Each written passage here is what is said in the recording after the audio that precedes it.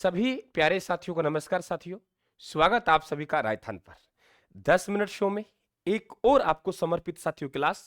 यहाँ 4 आप लोगों को क्रांतिकारी दे रखे हैं और विशेषकर भामाशाह, प्रमुख भामाशाह राजस्थान में कौन कौन है, मैं आपसे 2 मिनट लूंगा और आप लोगों को जानकारी देके जाऊंगा।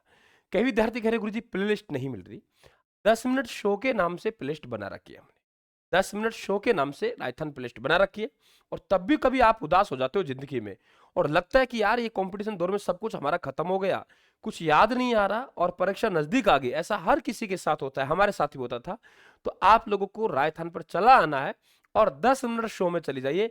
मैं वादा करता हूं आप लोगों को कि आपको जो खोया खोया लग रहा है ना, वो सब आपको पाया पाया लगेगा। क्योंकि वजह यह आपको सब कुछ आता है, लेकिन ऐसा दौर में कभी आओ आप तो राजस्थान पे चले आना आप लोग। देखिए भामाशाह की बात करते हैं। राजस्थान के साथियों प्रमुख भामाशाह जो मेन भामाशाह हुए वो हुए थे मेवाड़ में। मेवाड़ में ये भामाशाह है, इन्होंने महाराणा प्रताप को दान दिया था और महाराणा प्रताप को दान दिया तो इनका नाम भामाशाह था।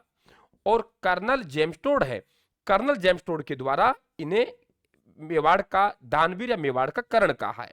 तो कर्नल जेम्स टोड ने, ये ध्यान रखें, इन्हें मेवाड़ का दानवीर या मेवाड़ का कर्ण कहा है। तो ये भामाशाह एक नाम है और इसके बाद किसी ने भी कोई दान दिया है तो इस नाम के सम्मान के लिए, इस नाम के सम्मान के लिए उसे क्या कहा जाता है? भामाशाह कहा जाता है। जमनालाल बजाज साहब है, इन्हें राजस्थान का भामाशाह कहा जाता है। फर्क है देखिए, इन्हें जो कहा जाता है वो राजस्थान का भामाशाह, ये जो होंगे वो राजस्थान के भामाशाह हैं। क्योंकि उन्होंने ये नहीं देखा इन्होंने कि भाई मैं पैसा क्रांति में दे रहा हूं, समाचार पत्र में दे रहा हूं, जहां जरूरत पड़ी मातृभूमि की स्वतंत्रता के लिए इन्होंने पैसा दिया।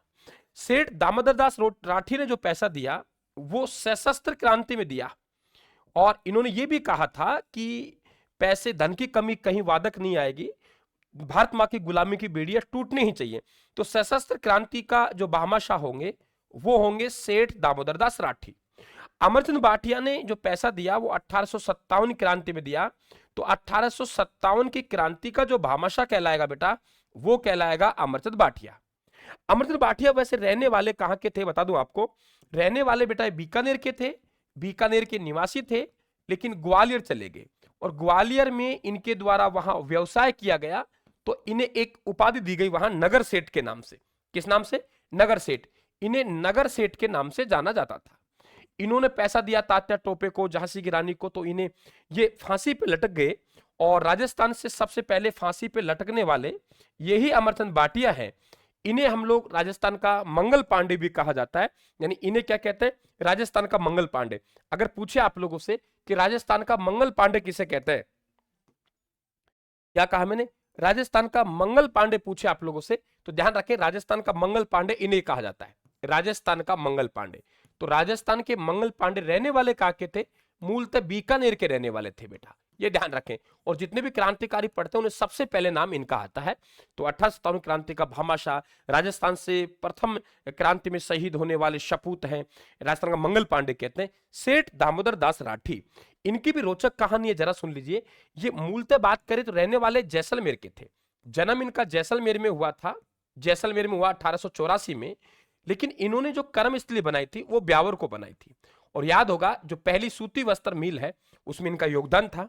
और इन्होंने नव भारत विद्यालय और सनातन धर्म स्कूल की स्थापना भी की। इनके द्वारा नव भारत विद्यालय, नव भारत विद्यालय, नव भारत विद्यालय और सनातन धर्म स्कूल, इनके द्वारा इनकी स्थापना की गई। खूब पैसा दिया, इन्हें सशस्त्र क्रांति का भामाशाह कहा जाता है। कर्मस्थली में और फर्क है, ध्यान का जन्मस्थली में। जमनालाल बजाज साहब, वाह, काशी के बास के रहने वाले थे।